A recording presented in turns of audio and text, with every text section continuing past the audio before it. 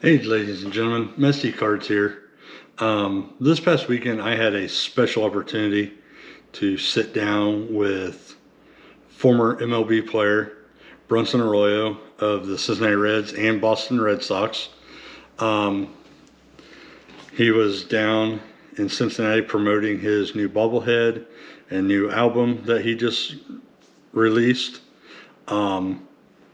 The Bobblehead is all profits go to charity.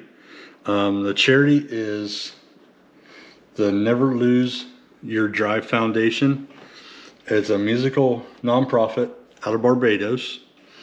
It was founded in 2016, and it provides free instruments and musical instruction to students ages 8 to 11. They do other charity work. They do other fundraisers such as a jazz and golf opportunity down there.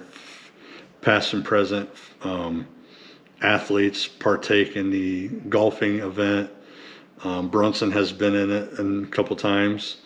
If you would like to purchase one of the bobbleheads, reach out to me on Instagram at Mesty Cards. Or you can reach out to Jay McCollum on Facebook to purchase one of those bobbleheads. Stay tuned for the following video with an interview with Bronson, detailing why the chosen picture or chosen pose of the bobblehead and his time last week hosting Pearl Jam Radio. Thanks. Today I'm with Bronson Arroyo down in Cincinnati at the Cincinnati Sports Memorabilia Card Show. He was down here promoting his bobblehead that they're making for charity, his new CD that just came out, and then meeting fans and did a little jam session there for some fans. So about the bobblehead and the charity. So Jay McCollum, has been making bobbleheads now for a while for people who collect them, and generally he does them for people who haven't had a bobblehead made by Major League Baseball or a team. And I have had a couple of them, so he was thinking outside the box a little bit, and we figured we'd do one of kind of my retirement day. The Reds gave me this beautiful retirement day back in 2017 where they gave me this guitar, they gave me this guitar case. And that case was beautiful. Oh, it's absolutely beautiful, from Nashville, Tennessee, and also the Red Sox gave me the 61 out of the Fenway Park's the Monster off out of the stadium that day. So that all that stuff was just a wonderful. It was a day that you normally would give to a guy like Derek Jeter or David Ortiz, but was such a good guy inside the locker room. For all those years with the Reds that they really gave me a celebration as if I had been there for 20 years, even though I was only there 9. But we wanted to commemorate that, and so we made this bobblehead, and we thought of the idea to throw my new CD in. I just released an album on February 17th called Some Might Say, and that's the first original stuff that I've put out in the world. And so we just kind of combined the two, and people come up, and I've got to say hi to a lot of people today. We played some songs and made a good time of it. Yeah. This past week you were hosting Pearl Jam Radio. That's right.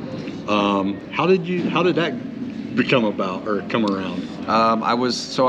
My band just played a thing called the Innings Festival, and there was one out in Arizona and there's one in Tampa, and those are basically baseball player / music events where there's a bunch of old time baseball players like a Randy Johnson, some legendary guys are there, guys like Ozzie Smith, and they're signing autographs, and they're talking to kids about baseball and stuff. And at the same time, if you look over across the field, you're going to see guys like Eddie Vedder, Green Day, and the Lumineers, playing on stage. And so I think this year was Eddie Vedder and Green Day in Arizona, and it was Dave Matthews and the Imagine Dragons in Tampa. And so my band was playing both of those shows, and we just happened to I jumped up, been friends with Eddie Vedder for a while, and we jumped up and played a song with him that first night at the end of the night. And we were chatting away with the tour manager, and I just told him, like, hey, I'd love to kind of guest DJ Pearl Jam's XM radio, and they love that because they don't get that to happen all the time. Player going, hey, let me do this. Yeah. So I went to a buddy's house here in Loveland, and my buddy Chris Lambert, who I wrote a lot of the lyrics on this album with, and just sat there with a good microphone and kind of did 1 hour of. It was 9 of my favorite live Pearl Jam songs, and half of them I'd probably been in the arena for those nights, and then spun 2 songs off my record, one called Nights Alive and another one called Guerrilla Warfare. So I'm actually, later this week, I'm going to try to listen to the radio show. They've been spinning that all week.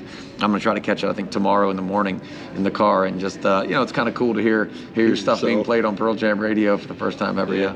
So what are your, you said 9, we'll just do top 5 Pearl Jam songs? Oh, yeah, well, these were live Pearl Jam songs. My top 5 Pearl Jam songs of all time, number 1 has always been Black. Just since I was a kid, I've also played on stage with the band and with Eddie, a few times, that song. That's probably my favorite. I'd say, most of them come from the 10 record, man. It's really hard to beat that kind of energy and that. Oh, yeah. But Even Flow, so Black, Even Flow, Jeremy, and probably Once. So 4 off the first record. And then if I was going to throw in an extra, I'd probably give something pretty like Just Breathe. But there's a couple hundred Pearl Jam songs. It's really hard to narrow it down to 5. Yeah, they've been around for a while. So, well, yeah. Thank you, Bronson. All right. Have a safe trip.